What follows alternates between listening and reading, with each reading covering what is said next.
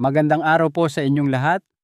Ako po si Dr. Miguel Santos, isang doktor na nag-aalaga sa ating mga nakatatanda, at narito ako upang talakayin ang isang napakahalagang paksa. Naitanong niyo na po ba sa inyong sarili kung bakit sa kabila ng lahat ng inyong pagsisikap na mapanatiling malusog ang inyong katawan ay tila humihina, bumibigat o nagiging hindi na kasing tatag ang inyong mga binti habang kayo ay nagkakaedad? Marahil ay iniisip ninyo na iniinom ninyo naman ang inyong mga bitamina, kumakain ng masustansya at nag-eehersisyo kapag may pagkakataon. Ngunit paano kung sasabihin ko sa inyo na ang ilan sa mga mismong bitaminang inaasahan ninyo para manatiling ligtas ay maaaring siya palang lihim na nagpapahina sa inyong mga binti, nag-aalis ng inyong kalayaan at naglalagay sa inyo sa panganib ng pagbagsak? Sa napakahalagang mensaheng ito ngayong araw, ibubunyag natin ang nakagugulat na katotohanan tungkol sa tatlong pinakamasamang bitamina na maaaring makasira sa inyong mga kalamnan, makapinsala sa inyong kakayahang maglakad, tumayo at mamuhay ng malaya, at dahan-dahang nagpapahina sa inyong mga binti pagkatapos ng edad na 60. Makinig po kayong mabuti sa aking ibabahagi dahil maaari nitong iligtas ang inyong buhay, ang inyong mga binti at ang inyong kalayaan sa paggalaw. Upang masigurong hindi ninyo malalampasan ang mga personalisadong payong pangkalusugan na tulad nito, hinihikayat ko kayong pindutin ang bell at mag-subscribe kung hindi pa ninyo ito nagagawa.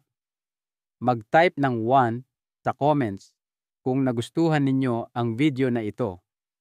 Kung hindi naman, ilagay ang 0 upang sabihin sa akin kung paano ko pa mapapabuti ang aking mga materyales para sa inyo. Ang lihim na panganib ng mga bitamina.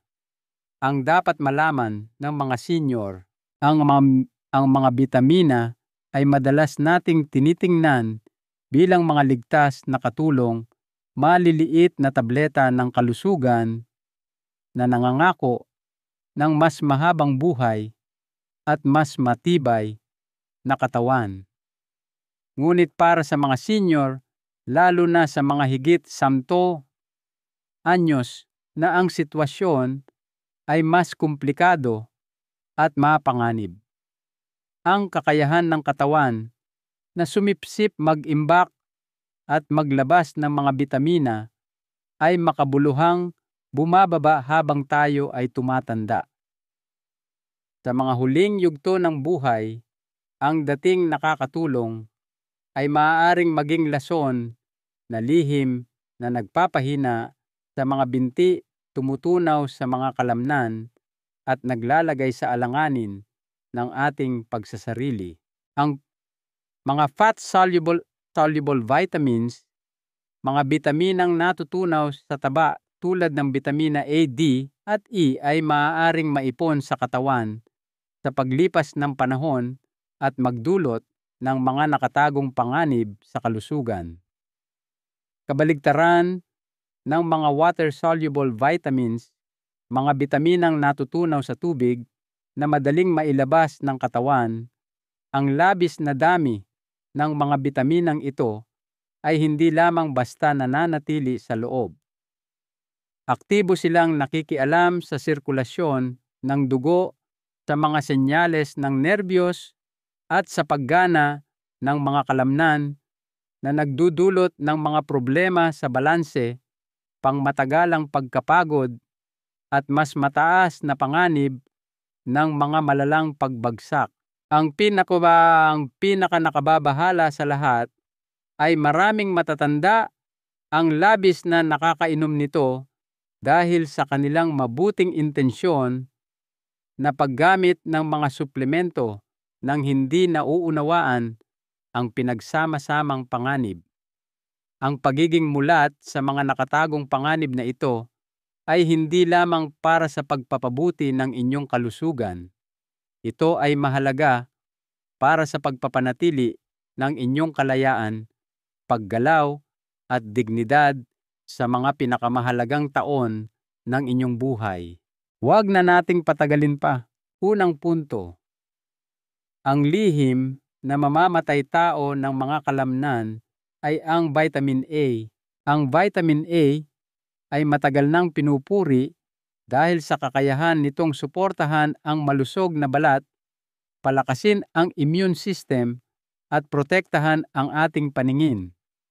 Subalit, iilan lamang ang nakakaalam na ang vitamin A ay maaaring lihim na maging isa sa mga pinakamapanganib na sangkap na kumikilos laban sa inyong katawan bilang isang senior, lalo na pagkatapos ng edad na sitapay. Nang hindi ninyo namamalayan, ang dating ninyong kaalyado ay maaaring maging isang tago na kalaban na unti-unting sumisira sa inyong lakas, nagpapahina sa inyong mga binti at nag-aalis ng inyong kalayaan. Habang tayo ay nagkakaedad, natural na bumabagal ang ating katawan sa pagproseso at pag-alis ng mga fat-soluble vitamins tulad ng vitamin A. Kabaligtaran ng mga water-soluble vitamins na madaling nailalabas, ang vitamin A ay lihim na naiipon sa atay at mga selula ng taba. Ang tahimik na pag-iipon na ito ay sa kalaunan ay umaabot sa mga antas na nakalalason. Hindi na kinakaya ng atay, nagsisimulang mabawasan ang densidad ng mga buto at ang pinakamasama sa lahat, ang inyong mga kalamnan, lalo na sa inyong mga binti, ay nagsisimulang masira ng mas mabilis kaysa dati. Ang mga unang babala ay hindi halata. Ang pagtayo mula sa pagkakaupo ay nagiging isang hindi inaasahang gawain. Ang pag-akyat sa hagdanan ay tila mas mahirap kaysa dati. At ang inyong mga binti ay parang bumibigat pagkatapos lamang ng maikling paglalakad. Marami sa ating mga senior ang binabaliwala ang mga ganitong pakiramdam bilang natural na bahagi lamang ng pagtanda. Ngunit sa katotohanan, ang inyong katawan ay dumaranas ng isang nakamamatay na unos. Ang pamamaga ng mga hibla ng kalamnan na dulot ng sobrang vitamin A ay nagdudulot ng pananakit, paninigas at panghihina. Kasabay nito, nakakasagabal ito sa pagsipsip ng calcium at magnesium, dalawang mahahalagang mineral para sa malusog na pag-urong at pag-relax ng kalamnan. Kung wala ang mga ito, maging ang mga simpleng paggalaw ay nagiging mabigat at ang balanseng dating nagpapanatili sa inyong tuwid na tindig ay nagsisimulang masira. Isipin ninyo ito, ang inyong lakas ay unti-unting sinisira ng isang tahimik na kaaway na pinapakain ninyo sa bawat multivitamin na mayaman sa vitamin A na inyong iniinom at bawat fortified food na hindi ninyo namamalayang kinakain. Ang katotohanan na ang pagkalason sa vitamin A ay hindi nagpapakita ng malaking epekto sa simula, ang siyang nagpapalala dito.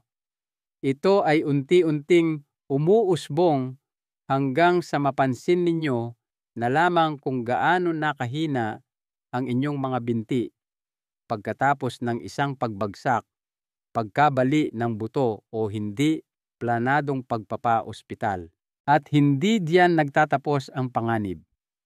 Ang labis na vitamin A ay nagpapabilis din sa bone demineralization, pagkawala ng mineral sa buto na partikular na nakakaapekto sa inyong mga balakang at binti, ang pinakapundasyon ng inyong paggalaw. Sa mga senior, natural nang bumababa ang densidad ng buto. Ang pagdaragdag ng sobrang vitamin A ay parang pagbuhos ng gasolina sa apoy. Ang mahihinang kalamnan at marurupok na buto ay nagsasama upang magdulot ng matinding pinsala, permanenteng hindi paggalaw at pagkawala ng kalayaan.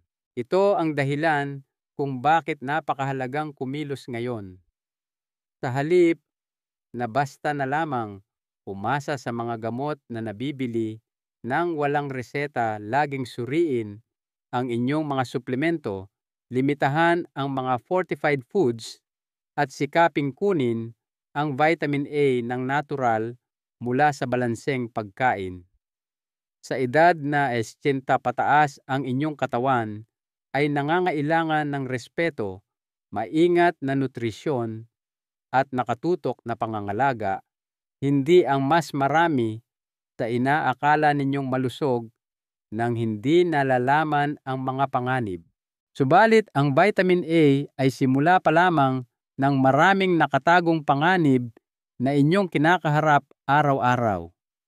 Isa pang bitamina na mas madalas pang pinupuri ang may kakayahang lihim na gawing sanhi ng araw-araw na hirap at kawalan ng katatagan ang inyong dating matibay at malakas na mga binti. Handa na ba kayong malaman kung ano ito? Ituloy natin. Pakisabi po sa akin sa unang komento sa ibaba kung kayo ay nanonood pa rin at nakikitang kapaki-pakinabang ang mga kaalamang ito. Ngayon talakayin natin ang ikalawang punto. Ikalawang punto. Ang sobrang vitamin D ay nakakasira ng kalamnan, lalo na para sa mga nakatatanda na madalas paalalahanan na ang vitamin D ay mahalaga para sa malusog na buto at pag-iwas sa sakit. Ito ay halos naging simbolo na ng mabuting kalusugan.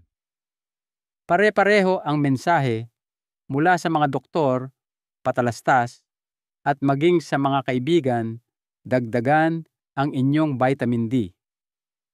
Subalit, iilan lamang ang nakakaalam na ang labis na dami ng di umano'y milagrosong bitaminang ito ay maaaring lihim na sumira sa inyong mga binti, magpahina sa inyong mga kalamnan, at ilagay sa alanganin ang inyong buong kalayaan. Kahit hindi ito madalas pag-usapan, dapat malaman ng bawat senior ang katotohanan ito bago pa mahuli ang lahat. Ang kakayahan ng ating katawan na kontrolin ang mga mineral tulad ng calcium ay humihina habang tayo ay nagkakaedad. Kapag iniinom sa tamang dami, ang vitamin D ay sumusuporta sa kalusugan ng buto at tumutulong na balansehin ang calcium. Ngunit ang labis na pagkonsumo, lalo na sa pamamagitan ng mga suplemento, ay nagreresulta sa isang mapanganib na kawalan ng balanse na nagpapabaha ng calcium sa inyong daluyan ng dugo. Ang hypercalcemia, ito ay isang kondisyon na higit pa sa isang simpleng resulta sa laboratory test. Ito ay isang dahan-dahan ngunit malupit na salarin na nagpapatigas sa inyong mga kalamnan at litid na siyang nagkukulong sa inyong mga binti sa isang masamang siklo ng sakit, pulikat at matinding pagod. Ang mga matatanda na dati magaan ang paglalakad ay napapansin na ang kanilang mga hakbang ay nagiging mas maikli, mas mabagal at hindi na gaanong tiyak. Ang pinakamasama, maraming matatanda na umiinom ng malalaking dosis ng vitamin D ang gumagawa nito dahil sa tunay na pagmamalasakit sa kanilang kalusugan. Hindi sila kailanman nasabihan na ang vitamin D ay fat-soluble, hindi tulad ng ibang bitamina. Hindi ito basta-basta lumalabas sa inyong katawan sa pamamagitan ng ihi, tulad ng vitamin C. Sa halip, ito ay nananatili na iipon at umaabot sa mga antas na hindi na kayang kontrolin ng inyong mga bato. Dahil sa sobrang pasanin sa pagsala ng labis na calcium, ang mga bato ay nagsisimulang bumigay. Ang likido ay nagsisimulang manatili sa ibabang bahagi ng katawan at ang mga binti ay nagiging manas, masakit at mapanganib na humihina. Habang ang pamamaga ay kumakalat sa mga hita-binti at bukong-bukong, isipin ninyo na gusto ninyong maglakad sa parke at magbabad sa sikat ng araw, ngunit sa halip kayo ay hinihingal at ang inyong mga binti ay nanginginig dahil sa sarili nilang bigat. Isipin ninyo na kayo ay napako sa inyong upuan habang may salo-salo sa pamilya dahil sa isang nakakatakot na pulikat na biglang dumaan sa inyong mga hita sa mismong sandaling gusto ninyong tumayo. Ito ay higit pa sa simpleng pagtanda. Ang mga nakatago at mapaminsalang epekto ng labis na vitamin D ay maaaring maiwasan kung may tamang kaalaman at tamang balanse. Higit pa rito, ang pinsala ay hindi lamang sa inyong mga kalamnan. Ang mga deposito ng calcium sa malalambot na tissue tulad ng mga daluyan ng dugo at kalamnan na dulot ng sobrang vitamin D ay maaaring gawing matigas at hindi na gumagalaw ang dapat sanay na babaluktot na mga tissue. Unti-unti nawawala ang lakas sigla at pagiging maaasahan ng dating matitibay na kalamnan na nagdala sa inyo sa buong buhay.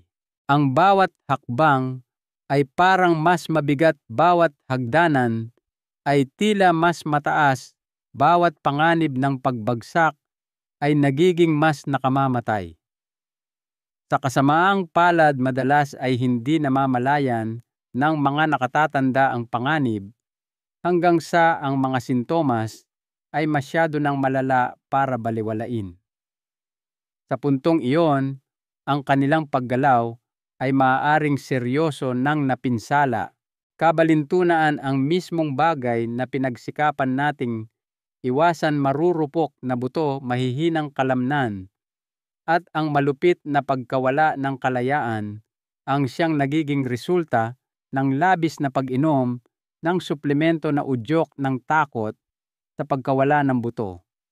Dahil dito, walang sino mang senior ang dapat uminom ng malalaking dosis ng vitamin D nang walang regular na pagsusuri sa dugo at pangangasiwa ng doktor. Pagkatapos ng edad 60, nag-iiba ang pangangailangan ng inyong katawan. Ang mas marami ay hindi mas mabuti. Ang mas marami ay maaaring makasama. Ang balanse, hindi ang sobra ang daan tungo sa kalakasan. Subalit kung iniisip ninyo na ang vitamin D ang huling lihim na panganib sa inyong mga binti, dapat ninyong pag-isipang muli. Isa pang bitamina, marahil ang pinaka hindi inaasahan sa lahat, ang maaaring magnakaw ng inyong lakas nang walang babala na nagiiwan sa inyong mga binti na mahina at madaling matumba. Manatili kayo sa akin dahil ang matutuklasan ninyo ay maaaring tuluyang magbago sa paraan ng inyong pagprotekta sa inyong katawan. Ikatlong punto, vitamin E ang sorpresang panganib sa inyong katatagan. Ang vitamin E ay matagal nang itinuturing na pinakamahusay na panlaban sa pagtanda, isang mandirigmang antioxidant na nagpoprotekta sa inyong mga selula, puso at balat. Sa loob ng maraming dekada, hinikayat ang mga senior na gumamit ng mga suplemento ng vitamin E sa paniniwalang sila ay namumuhunan para sa isang mas mahaba at malusog na buhay. Ngunit sa kabila ng maayos na imahe nito, Ang vitamin E ay may tahimik at mapanganib na panig. Kapag iniinom ng labis, maaari nitong pahinain ang inyong mga binti, sirain ang inyong katatagan, at lumikha ng mga kondisyon para sa mga hindi inaasahang aksidente na maaaring magbago ng inyong buhay. Ang panganib ay nagsisimula sa reaksyon ng inyong dugo sa vitamin E. Nagpapabuti ito ng sirkulasyon kapag iniinom sa tamang dami. Subalit, kapag iniinom ng labis, pinapahina ng vitamin E ang kakayahan ng inyong katawan na kontrolin ang pagdurugo at paghahatid ng oxygen dahil ito ay isang mabisang pampalabnaw ng dugo. Paano ito nakakaapekto sa inyong mga binti? Ang dating masaganang dugo na nagbibigay buhay ay unti-unting ninanakawan ng sustansya ang mga kalamnan. Ang inyong mga kalamnan sa binti ay nagsisimulang masira ng mas mabilis kapag kulang sa oxygen at mahahalagang sustansya.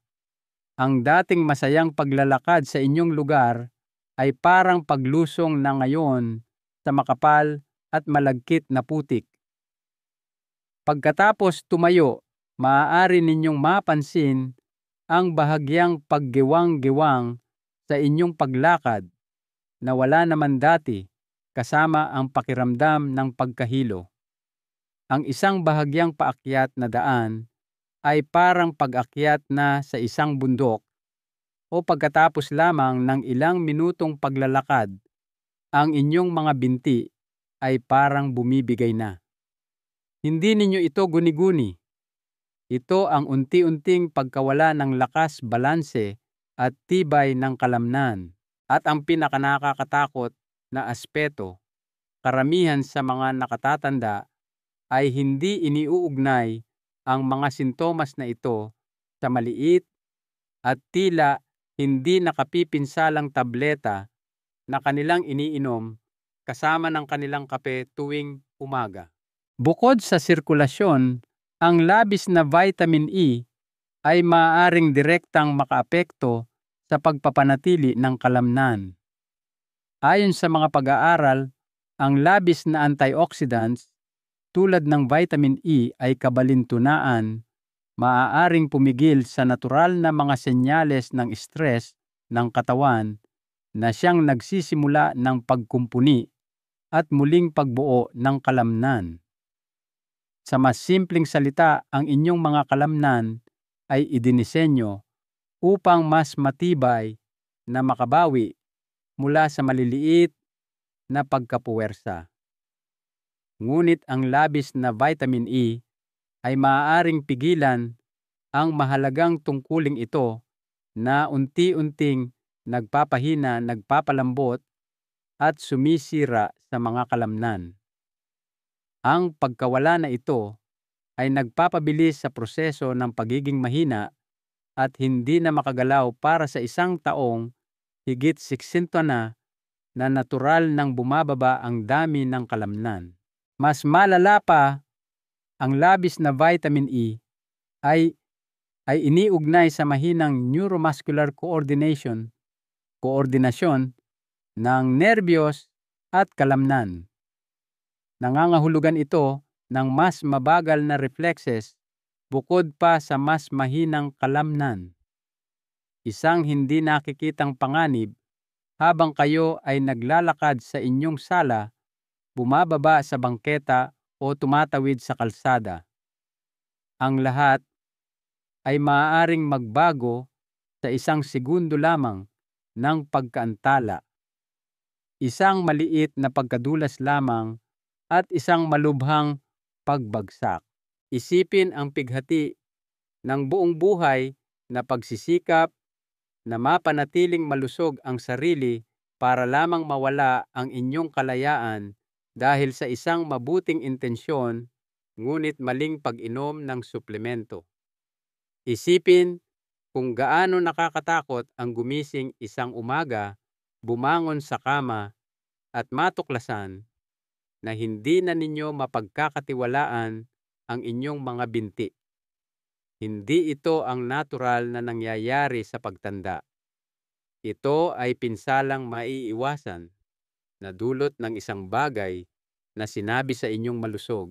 Kaya naman ang vitamin E ay dapat gamitin ng may pag-iingat at respeto ng mga senior. Laging itanong sa inyong doktor kung talagang kailangan ninyo ito at kung gaano karami ang kailangan ninyo.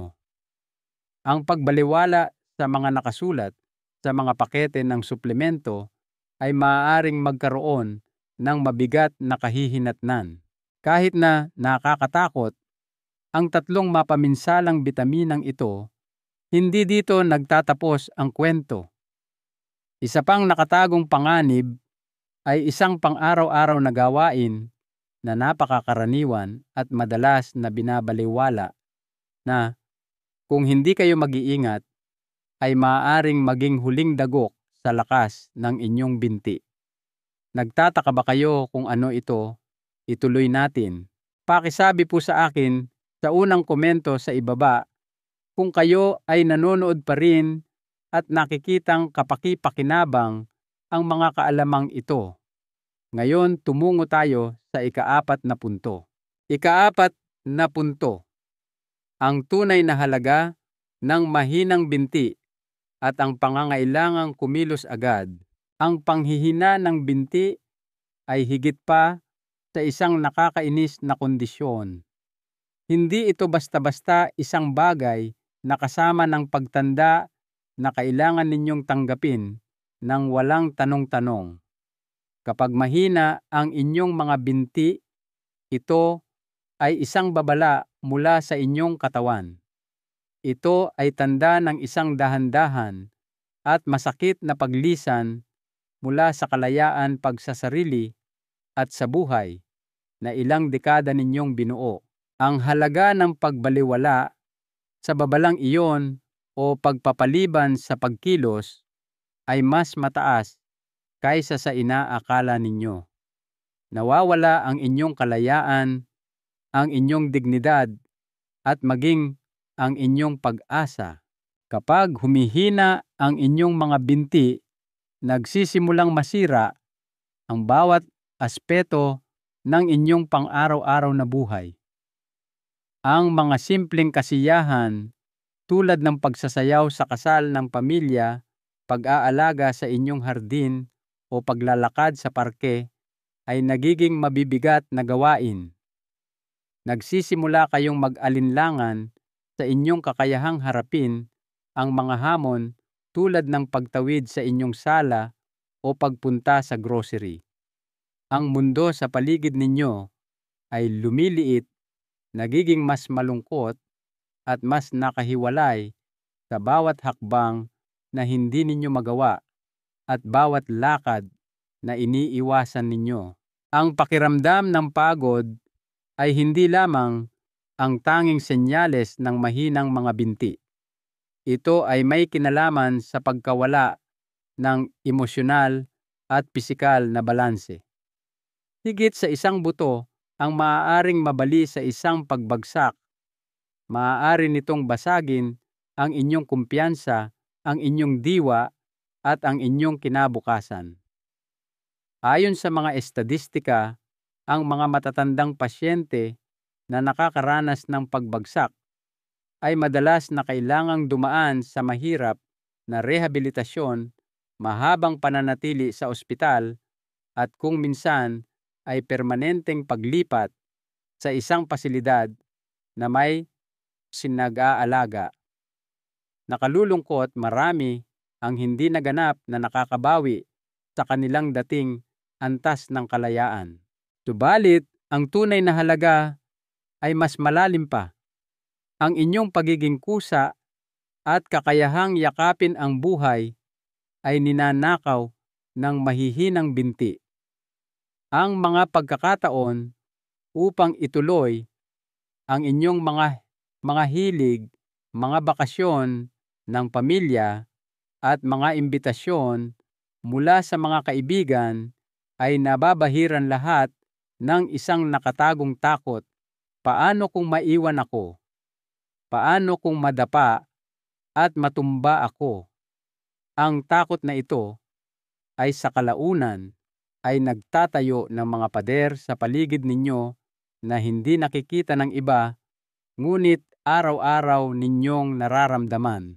Ang emosyonal na epekto ay parehong mataas. Ang kalungkutan, pagkabigo at pag-iisa ay madalas na dala ng pagkawala ng kakayahang gumalaw. Ang mga senior na may mahinang binti ay madalas na dumaranas ng pagkabalisa at kalungkutan bilang resulta ng pakiramdam na nakakulong sa isang katawan na hindi na tumutugon tulad ng dati. Gayunpaman, lahat ng ito ay madalas na resulta ng mga desisyong maiiwasan at maliliit na gawain na unti-unting nagpapahina sa mga binti taon-taon. Kaya naman ang pagkilos ay dapat gawin kaagad, hindi mamaya. Nanganganib kayong mawala ang tunay na mahalaga, ang inyong kalayaan, ang inyong sigla, at ang inyong lugar sa masigla at aktibong mundo sa paligid ninyo. Bawat araw na lumilipas nang hindi pinapalakas at pinoprotektahan ang inyong mga binti, nararapat kayong makakuha ng mas mabuti. Karapat-dapat kayong maging malakas, may tiwala sa sarili, at may kakayahang mamuhay ng isang masaya at malayang buhay. Ngunit ang pag-unawa na kailangan ninyong kumilos ay isang aspeto lamang ng laban. Kailangan din ninyong magkaroon ng kakayahang kumilos ng matalino, pag-iwas sa mga nakatagong panganib, paggawa ng mas mahusay na mga desisyon, at pagsisimulang muli pagdating sa pagpapalakas ng inyong mga binti. Hindi ka panipaniwala, ang pinakamahalagang unang hakbang ay higit pa sa therapy o ehersisyo. Nagsisimula ito sa mga bagay na inilalagay ninyo sa inyong katawan araw-araw. Handa na ba kayong malaman ang mga simple ngunit epektibong pagbabago na makakatulong sa inyong maibalik ang inyong lakas at maprotektahan ang inyong mga binti sa mga darating na taon? Manatili kayo sa akin dahil ang susunod ay maaaring permanenteng magbago sa paraan ng inyong pagtingin sa inyong kalusugan. Ika-5 punto.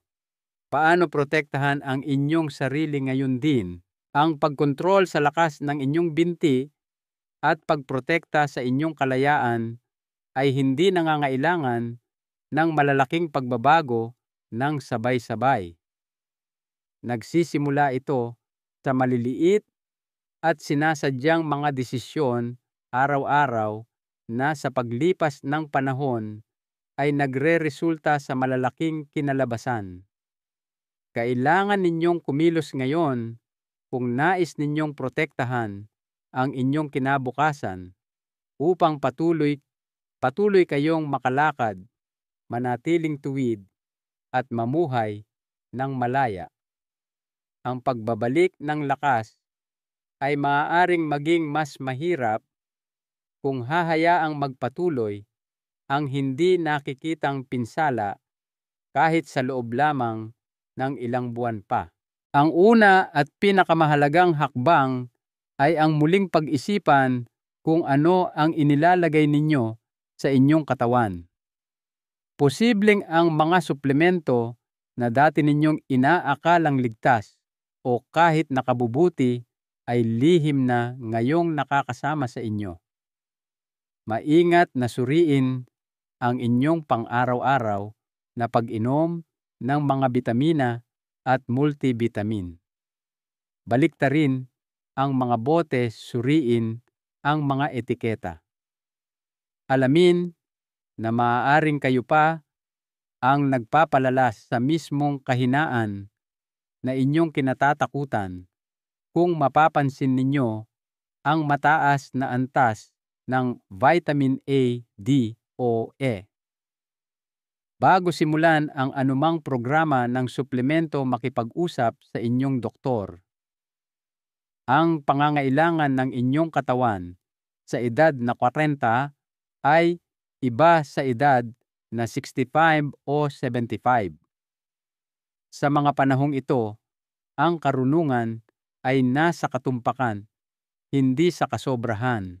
Pagkatapos ituon ang inyong pansin sa pagkain. Walang gamot na makakapantay sa kapangyarihan ng inyong plato. Pumili ng mga tunay na pagkain na sumusuporta sa inyong mga buto at kalamnan.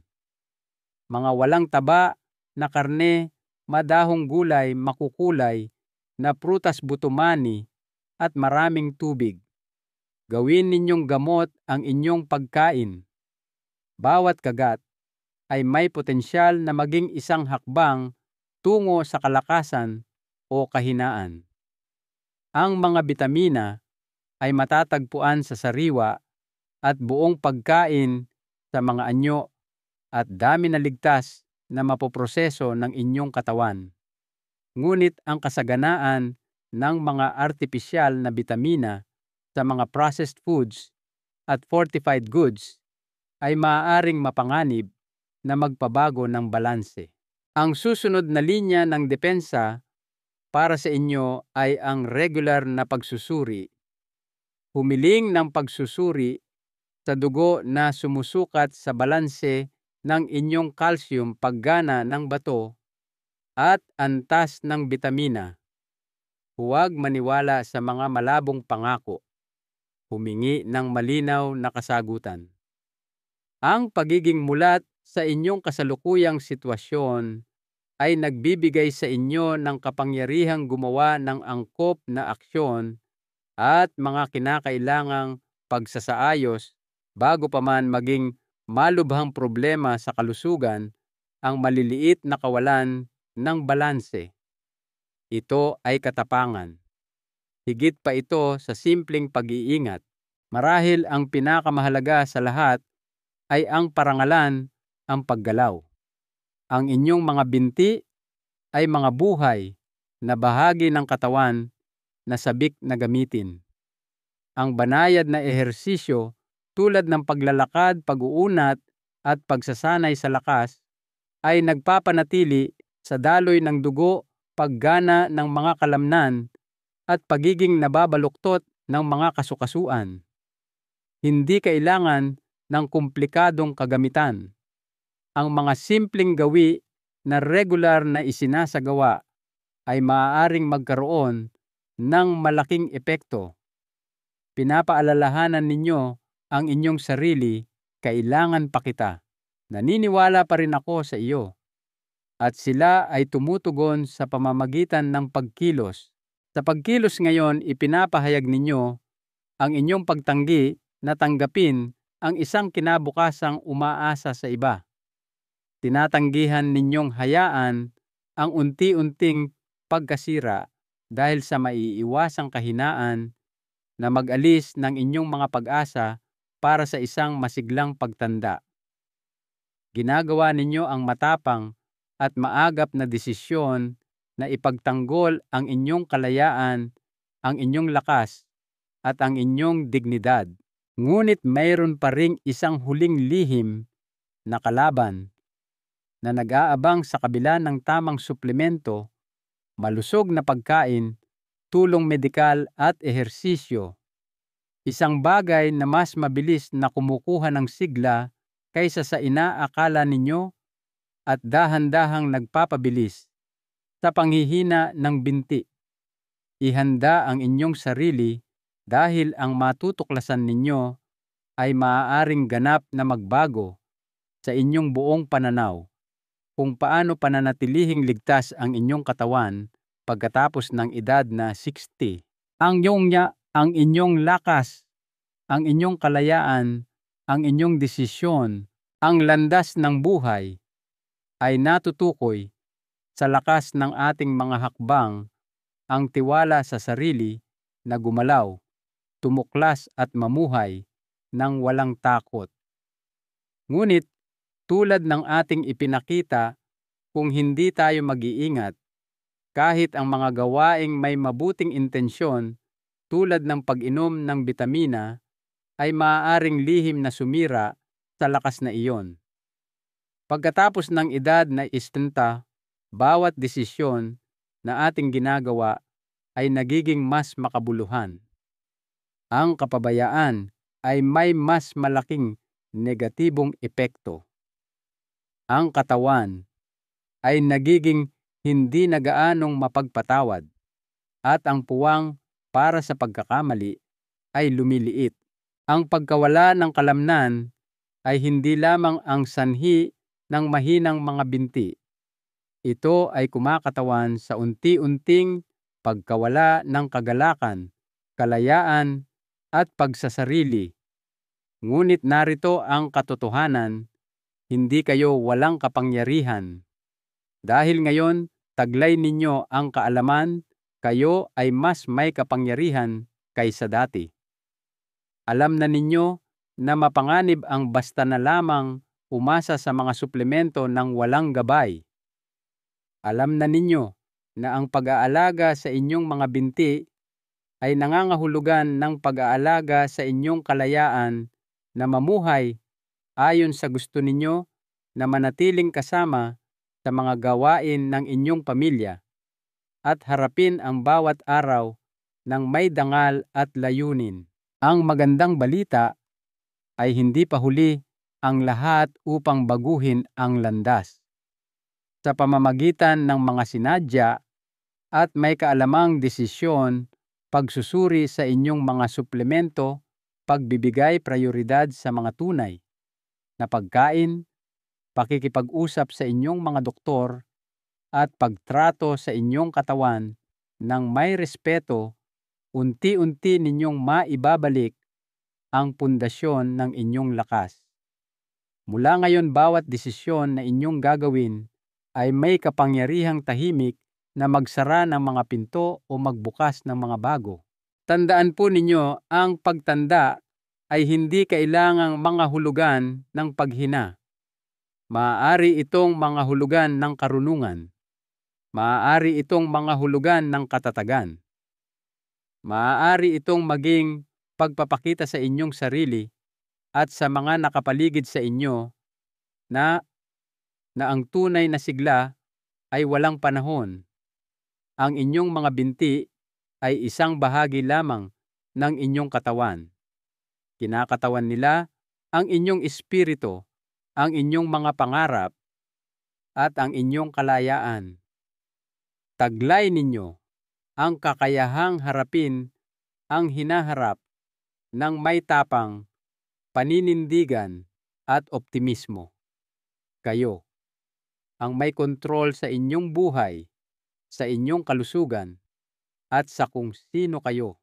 Kaya't gagawin ba ninyo ang unang mapagpasyang hakbang ngayon, isang mahalagang aral sa buhay mula kay Dr. Santos? Ang tunay na kalakasan ay hindi lamang nasusukat sa tibay ng ating mga kalamnan, kundi sa talino at tapang ng ating mga desisyon. Ang bawat araw ay isang bagong pagkakataon na piliin ang kalusugan, yakapin ang kalayaan at ipagtanggol ang ating dignidad. Huwag nating hayaang ang takot o maling akala ang magdikta sa kalidad ng ating buhay. Sa halip, gamitin natin ang kaalaman bilang ating sandata at ang paggalaw bilang ating pagdiriwang ng buhay. Ang layunin ng mga araling ito ay hikayatin kayong mamuhay ng lubos at tunay. Ako po ay lubos na natutuwang marinig ang inyong saloobin. Ngayon mag-isip po kayo. Sandali at ibahagi sa comments ang isang bagay na natutunan ninyo na nais ninyong isabuhay. Sa landas na ito ng pagtanggap sa mga katotohanan ito, tulungan po natin ang isa't isa. Kung nagustuhan ninyo ang video na ito, mangyaring mag-iwan ng komento na may numerong 1. Kung hindi naman, Huwag po kayong mag-atubiling gamitin ang zero sa inyong komento. Ang inyong mga opinyon ay napakahalaga po sa amin. Para sa mas marami pang video na tulad nito, tandaan pong mag-subscribe sa ating channel, i-like at ibahagi ang ating mga video sa inyong mga kamag-anak at mahal sa buhay. Maraming salamat po sa inyong panonood at naway magkaroon kayo ng masaya at malayang pamumuhay.